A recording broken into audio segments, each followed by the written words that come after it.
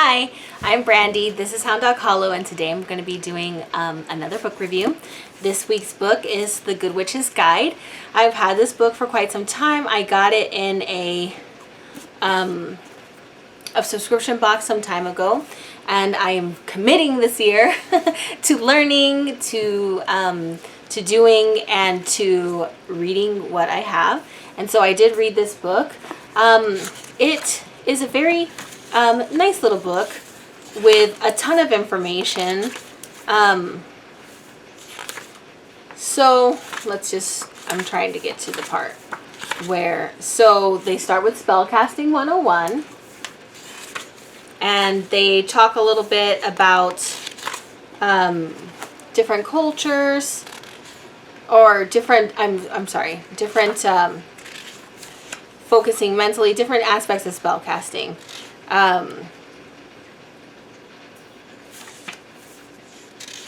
So it talks a lot about Wiccan beliefs about consequences, which is not necessarily everybody's beliefs, but this is a Wiccan-centered book. So, you know, take what you will. That's always how I approach books. Take what resonates with you and kind of let the rest fall by the wayside. I don't really subscribe to Wiccan morality, but they do talk about things like the doctrine of signatures, which is really important. So something that has the appearance of a particular thing can cure that particular thing. Talks about safety and just some folk remedies. But then it goes into like plants and their different uses for remedies, and then magical uses, protective uses, and really common plants, backyard healing.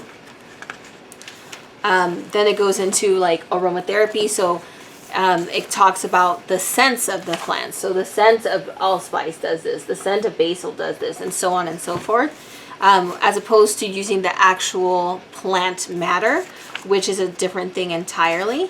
Talks about different things that you might assist or cure with aromatherapy, has recipes, and how you might use the essential oils not just for your healing but magically. How to make oils for specific reasons, how to make aromatherapy bath salts, which is really fun, and different baths for different reasons. The next chapter is crystals,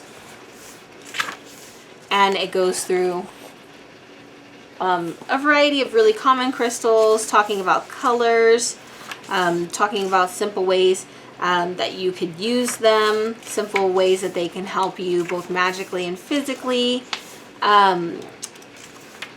Goes into a little bit about crystal waters, crystals and balancing your chakras.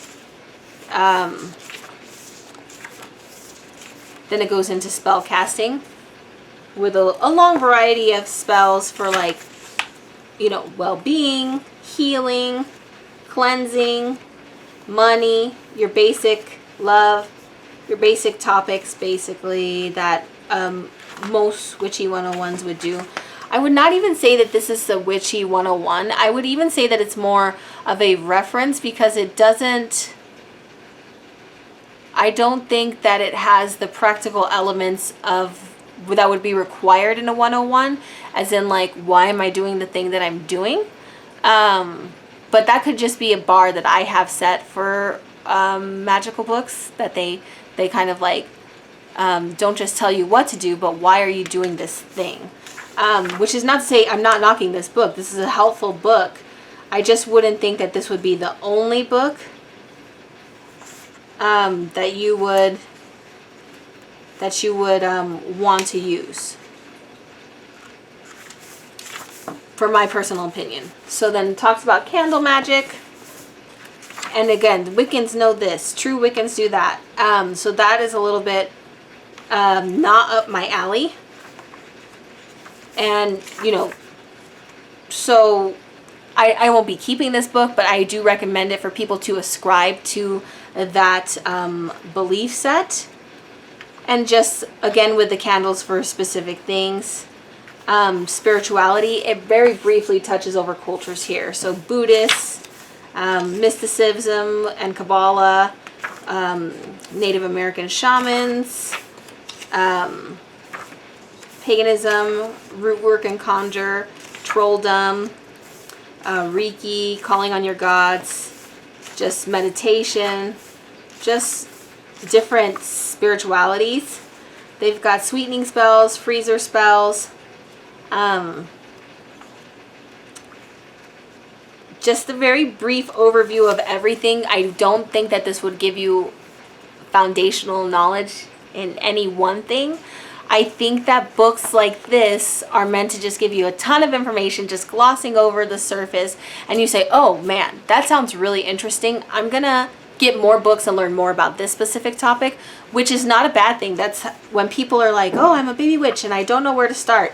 I always say, start with what interests you. Start looking. If you are a baby witch and astrology is just your jam, then get some good books on astrology, because they're going to talk about elements. They're going to talk about polarities. They're going to talk about dualities. They're going to talk about modalities. They're going to talk about how all this energy works to manifest in an astrological sign. And from there, you already are familiar with earth energy, and you can move on to candle magic or plant magic or whatever it is, because you're building foundational knowledge that not only is specific to one metaphysical practice but can be spread across many, because they're not very siloed. So that's what I would recommend. Find something that interests you and dive in. Then find another thing that interests you and dive in, and learn and learn and learn every day for the rest of your life. Then it has some potions you can make, teas, and different teas that will help you both physically and or literal healing and also magically. Tincture recipes, the differences between those things, which I think is a very good one. Vinegar tonics, kitchen witchery. And what I do like about this book is that it actually talks about vegetables and their meanings, so that was really neat. I actually got a lot out of this book, and it has a very nice reference section. So like, that's what I'm talking about. This is a book where you just kind of wet your whistle. You wet your whistle, you like, oh, that sounds interesting, I want to learn more about that. And then they have pages of references for each topic. References for essential oils, references for general witchcraft, references for hoodoo, references for aromatherapy, references for magical herbalism, references for regular herbalism, for medicinal properties, for herbal remedies, for essential oils, for crystals for health and wellness. Just that is what really saves this book. And of course, I did get, I very much like the correspondences for fruits and vegetables, which you hardly ever see. I like that it talked about things in segmented way. So like, if you want to use herbs in a salve, these are what these herbs do. If you want to use herbs magically, these are what these herbs do. If you want to drink tea to feel for your health and wellness, these are what these herbs do. If you want to drink tea for a magical purpose, these are what I like that they broke it down so that you have the information about the herbs, not just magical property, but also its physical health properties as well. And not just the dry herb or the fresh herb, but also what happens when you make a tincture, or what happens when you make a tea, or what happens when you make a shrub, or what happens when you use it as an essential oil. So that was very good information. I took a ton of notes. I probably won't keep this in my collection because it was very, very heavily Wiccan influenced. And so there were definitely tidbits that I had never seen before that I wrote in my Book of Shadows, knowledge that I'm going to take with me, but it's not something that I would go back and reference. So I'm going to leave the link, Amazon affiliate link below. This is probably going to be my next witchy yard sale. Thank you guys so much for joining me. I hope that you are getting whatever engagement is nourishing to you, hopefully learning and reading and doing witchcraft, and just living your life and being present. Being present, because it's hard. It is hard to not get stuck in that next task and the next task and the next task. And then the whole year's gone by. So make time for yourself. I love you guys.